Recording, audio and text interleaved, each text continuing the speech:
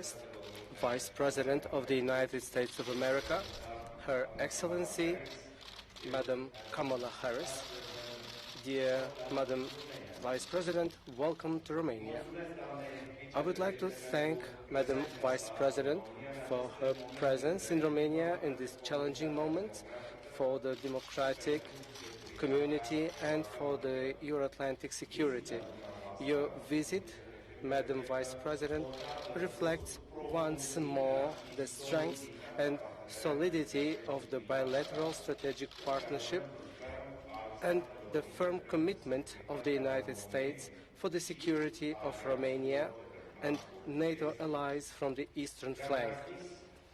I have conveyed to Madam Vice President the appreciation of Romania for the efforts and leadership of the United States, of President Biden, of Madam Vice President, and of the entire Washington administration in this very complicated context.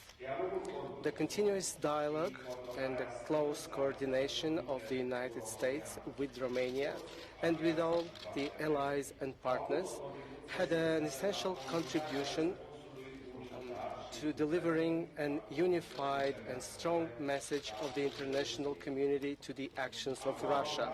Together, we have come up with a firm and prompt response, both from the point of view of assistance in multiple areas, both for Ukraine and for the individuals affected by the conflict, both when it comes to the sanctions applied to Russia and to the measures for adopting the allied posture in its entirety, especially on the eastern flank.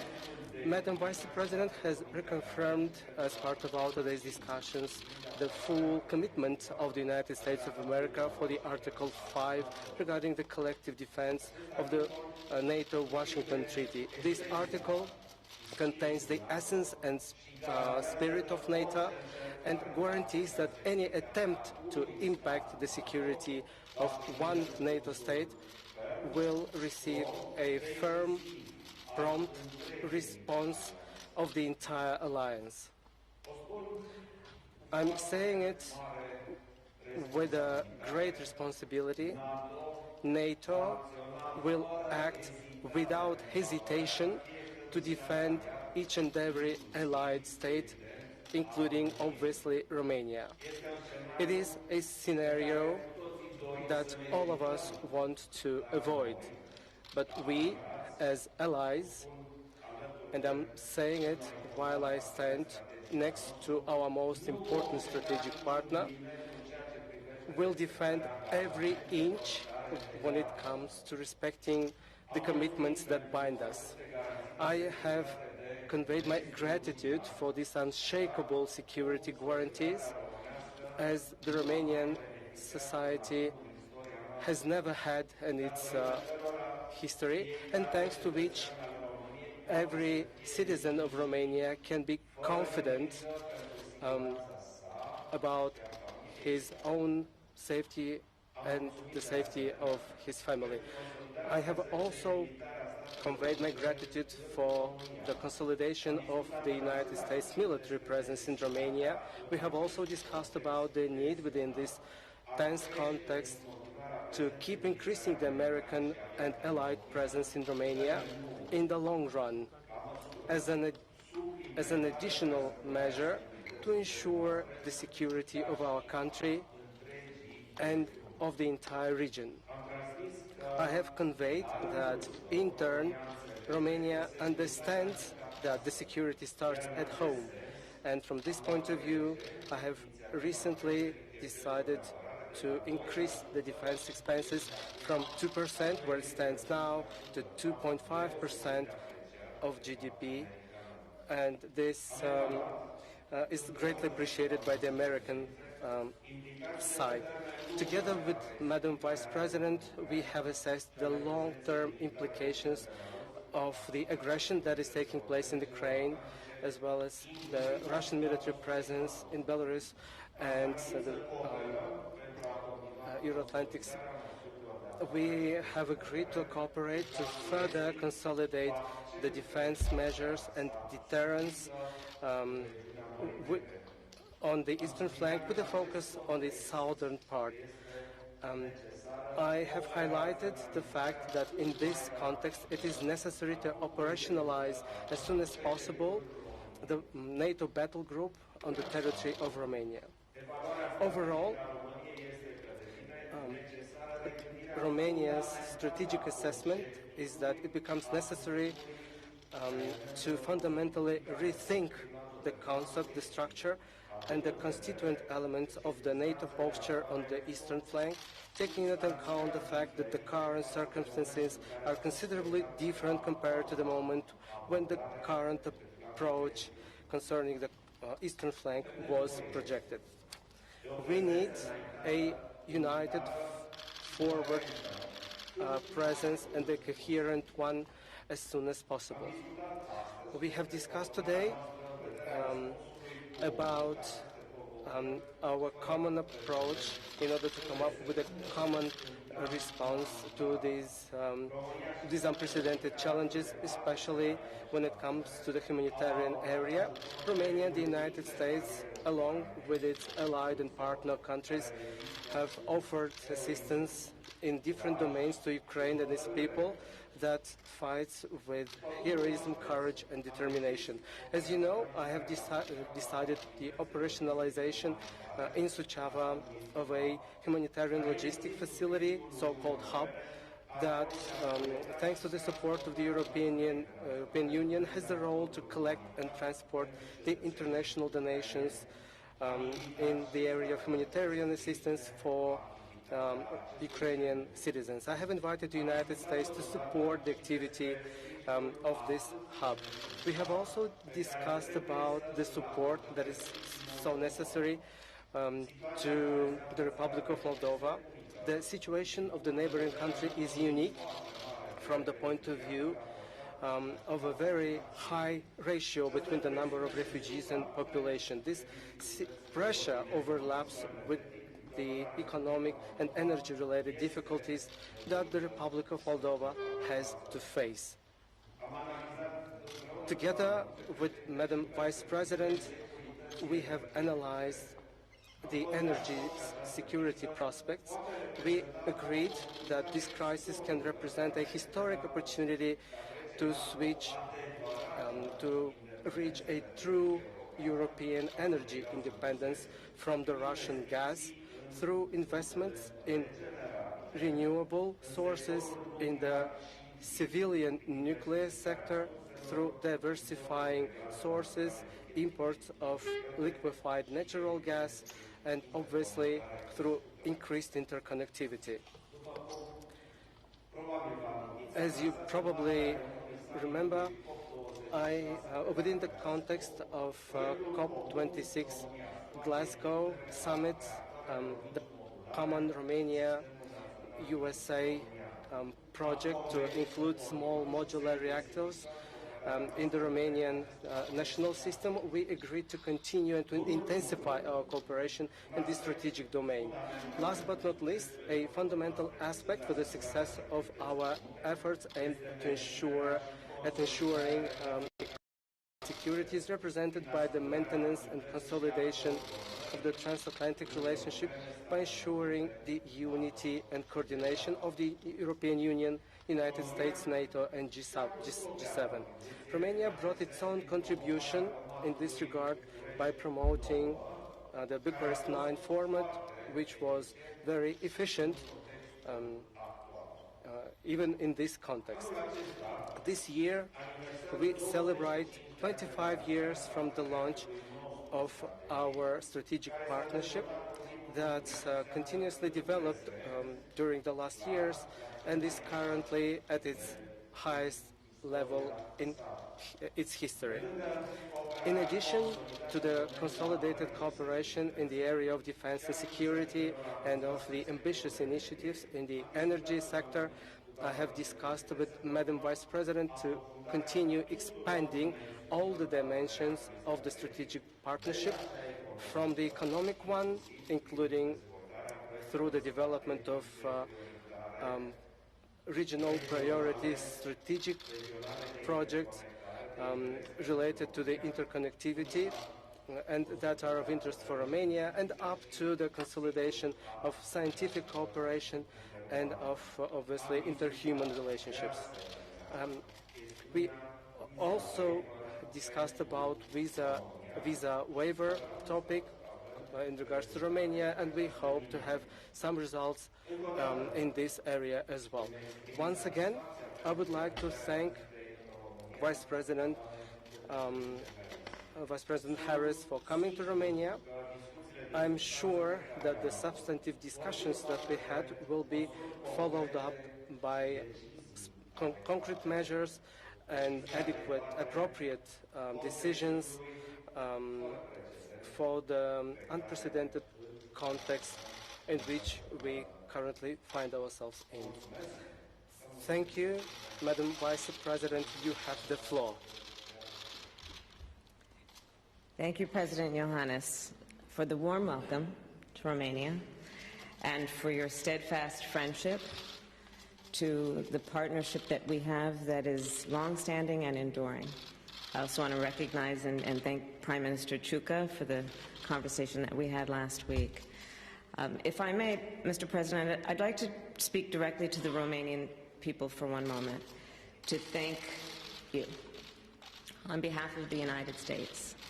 Under the leadership of President Iohannis, Romania has been extraordinary in the generosity and the courage that you have shown in this moment.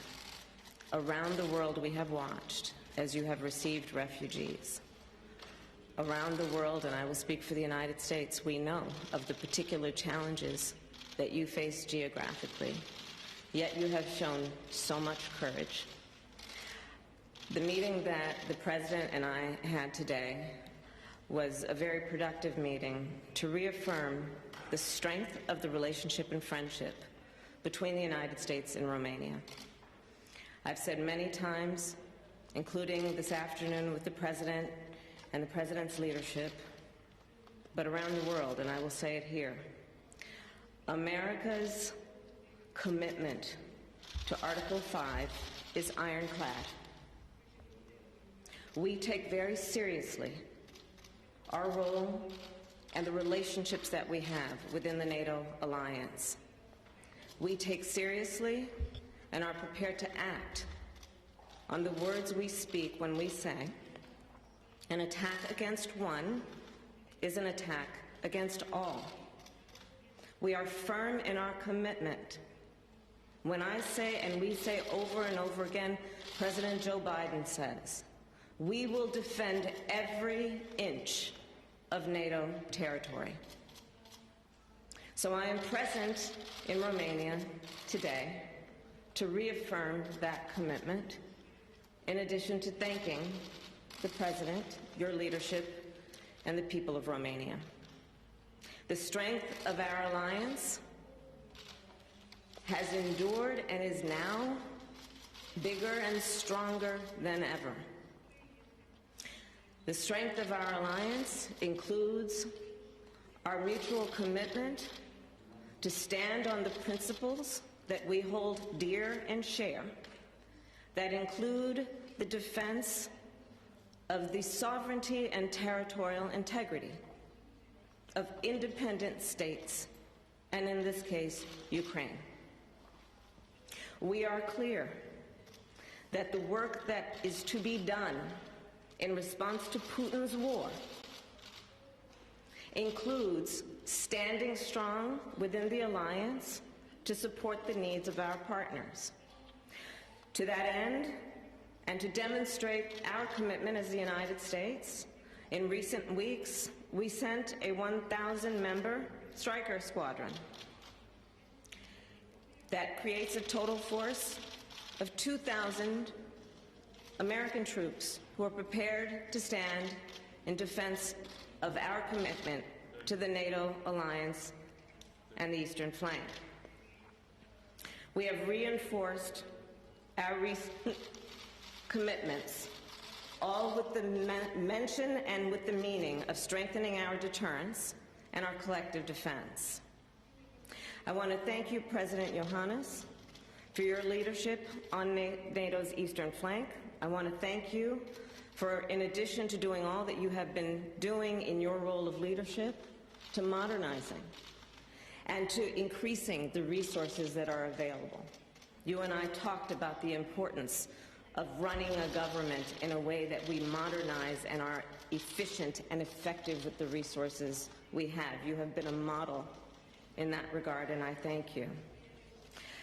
In terms of our mutual support for the people of Ukraine, in Washington, in the United States Congress, we have taken recent action, including a commitment of $13.6 billion for Ukraine and the region in terms of security assistance and humanitarian assistance.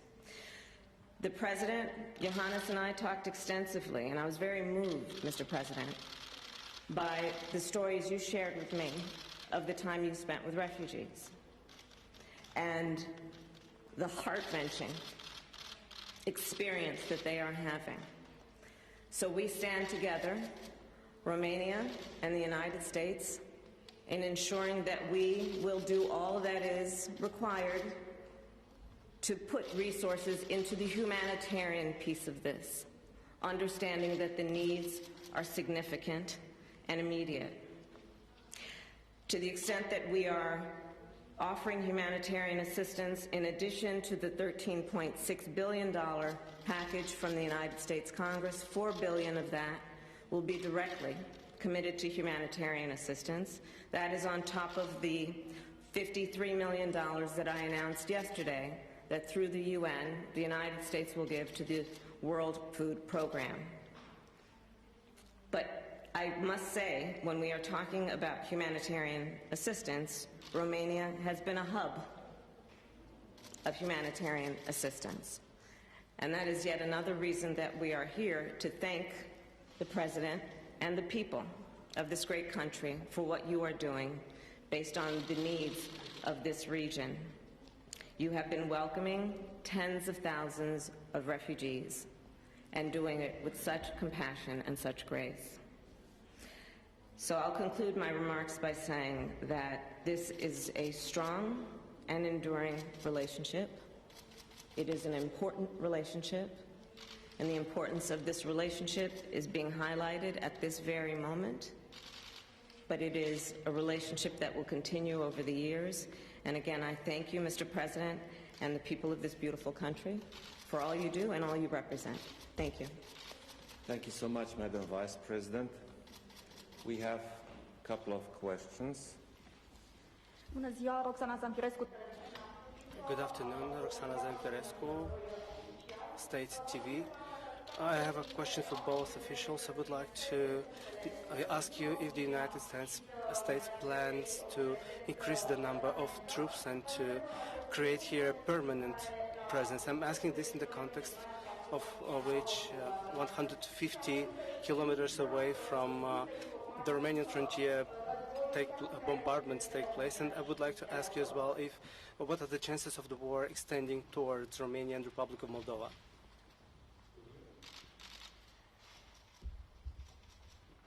I cannot repeat frequently enough that the United States is committed to our friendship and alliance with Romania.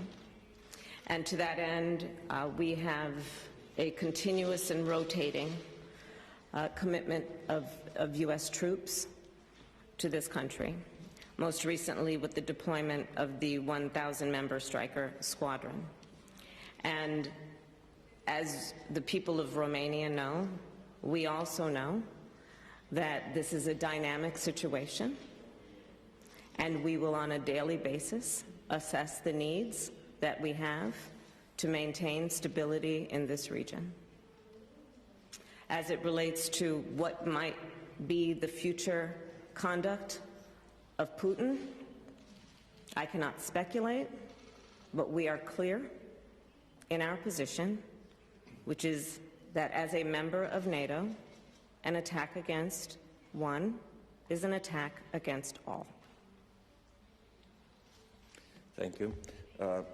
Cred că primul I believe that the first part received a very clear response from Madam Vice President. As for the second part, I can highlight the fact that we do not have information that would indicate that Romania would represent a target of an aggression. On the other hand, it is very clear that this Russian action, this war started against Ukraine, definitely produced a result, a visible, a firm, a clear result, and it's represented by the unity of NATO and the determination of NATO allies to stand together and to defend each other. Nancy. Hi, thank you. From Bloomberg. Thank you. Madam Vice President, the humanitarian crisis is growing and the violence only seems to be getting worse. The White House and British government have both offered dire warnings about the possibility of the chemical weapons being deployed by Russia, and diplomatic efforts seem to have failed. Is there any discernible pathway out of the crisis, and what is the off-ramp? And to the President of Romania, I'm curious if you think that there are any specific economic sanctions that you'd like to see the U.S. pursue that they have not done so already. Thank you. In terms of your question about off-ramp, from the beginning, the United States has been attempting sincerely to engage in diplomacy, actively. And from everything that we know and have witnessed, Putin shows no sign of engaging in serious diplomacy. As many of you know, I gave a speech in Munich 3 weeks ago before the re-invasion of Ukraine started. And I said then what we have maintained all along. We're witnessing a playbook, the Russian playbook. And it includes lies, misinformation, and the acts of aggression that we are now witnessing. We maintain that diplomacy is the way to resolve these issues that coexists with our commitment to ensure that our allies are strong and that there must be serious consequence and accountability for what Russia is doing, which is why we have, to the other point of your question, engaged in historic sanctions and to the effect of basically a free fall of the ruble. The Russian stock market is still not open. Their credit rating is now junk. And there will be more announcements about more action that we will take to ensure serious consequence for what is atrocious and outrageous conduct on behalf of the Russian people by Putin.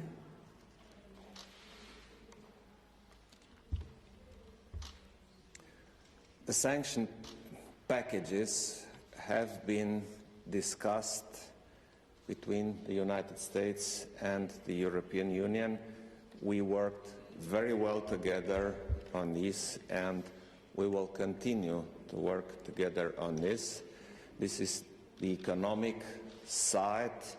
On the other hand, the two of us just stated that we stand strong together according to Article 5 of the NATO Treaty, and we will continue this way. So if new sanctions will be necessary, they will be discussed and applied. Bună ziua, Oana Bâlă, Radio. Good afternoon, Ana Bâlă, Radio Romania. Madam Vice President, Mr. President, we have seen as the Russian troops attacked a maternity as well as humanitarian convoys. A lot of civilians were killed, including a lot of people were killed, including children, and this triggered a huge international response. Do you believe that Russia committed war crimes in Ukraine?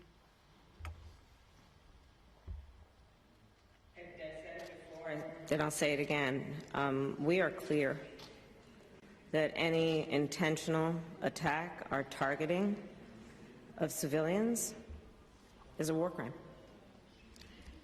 Period. Am discutat aceste. We have discussed these topics because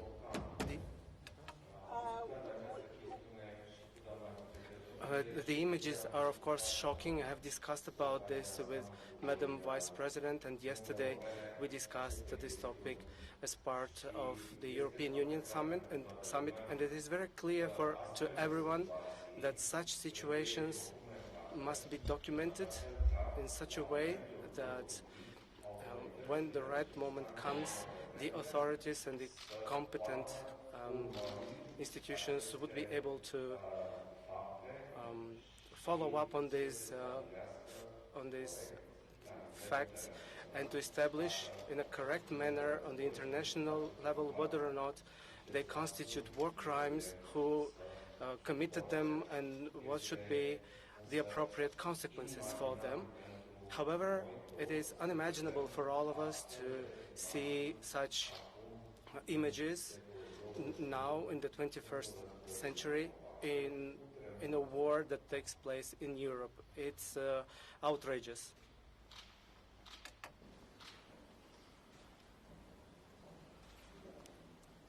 Amir Madani Thank you. from the Associated Press. Thank you, Madam Vice President. I really appreciate it. If I may ask, Mr. President, your country and many of your neighbors are enduring enormous cost aiding Ukrainian refugees, and you also face a really dire threat in the Black Sea.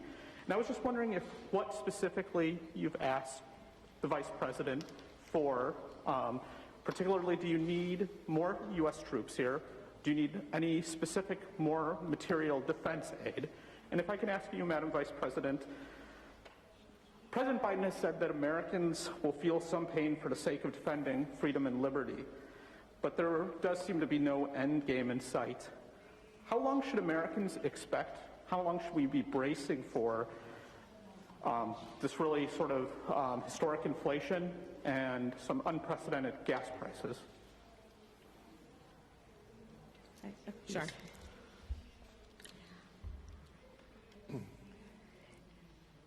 In terms of the discussions that the President Iohannis and I had, they ranged in subject, including the issue of the Black Sea, and I'll let him explain in more detail as he would like.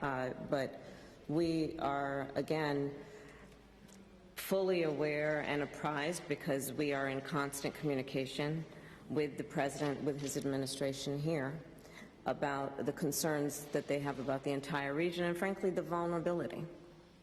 All you have to do is look at the map and see that where Romania exists geographically, and as is the case for our allies on the eastern flank, that there are potential vulnerabilities, which is why we say very clearly we will dedicate, and have been especially enhancing over the last few weeks, our support based on their current needs. When we look at Putin's actions, the previous question, it is painful to watch. It is painful to watch what is happening to innocent people in Ukraine who just want to live in their own country and have pride in themselves as Ukrainians, who want to be home speaking the language they know, going to the church that they know, raising their children in the community where their families have lived for generations. And by the millions now are having to flee with nothing but a backpack. And then you compound that with what happened a couple of days. The President talked about it today. I talked about it yesterday in terms of a maternity hospital, pregnant women. We have the unfortunate experience, all of us right now who are not in Ukraine, of witnessing horror. So we are committed in everything we are doing. And yes, then the President did say in the State of the Union, there is a price to pay for democracy. You've got to stand with your friends. And as everybody knows, even in your personal life, being loyal to those friendships based on common principles and values, sometimes it's difficult. Often it ain't easy. But that's what the friendship is about, based on shared values. So that's what we're doing. Thank you.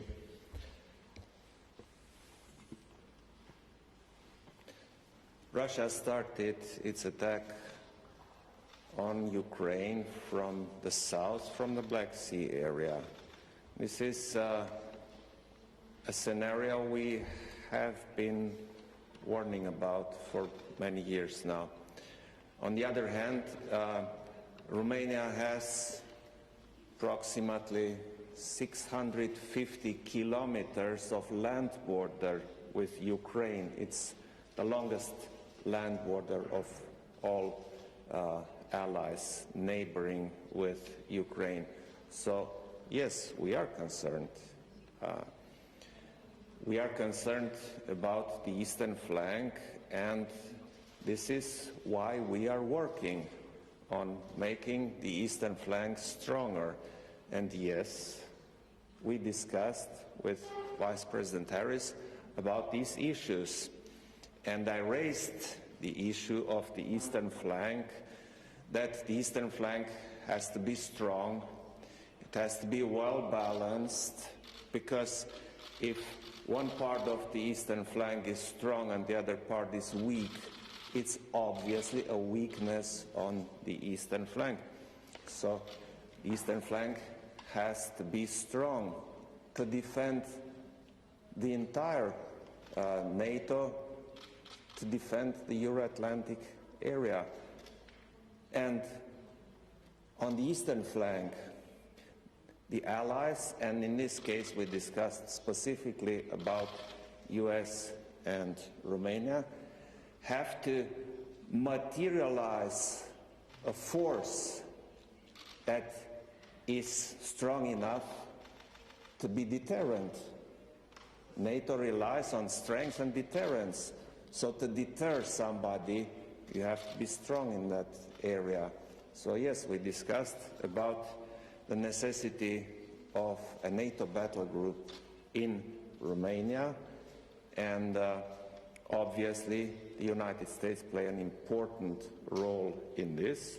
We discussed about enhanced US presence on the eastern flank, specifically, obviously, on our part of the eastern flank, and we discussed, obviously, about Article 5 of NATO and about the long-standing partnership between our troops, because soldiers from the United States have been in Romania for many years now, and they work very well together with the Romanian forces, and they are a real gain on the southern